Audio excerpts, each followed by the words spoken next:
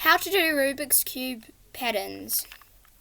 So the first one you want to do, you want to make it, so you want to have a cross on each side and have a line going down all the sides that aren't white or yellow. So you want to move this one twice, turn it around, do this one twice, turn it around, do that one twice.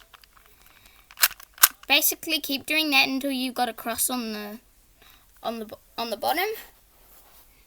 And then look, you will have a line going down the center and a plus in the middle. Then I'll just get that back.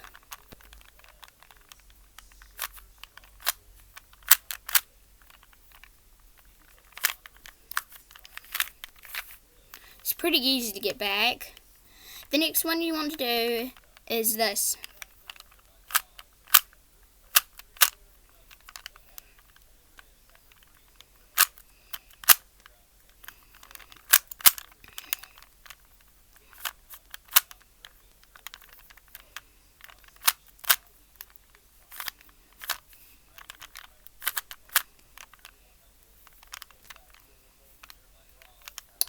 So this one, you'll see that you have a cross on here,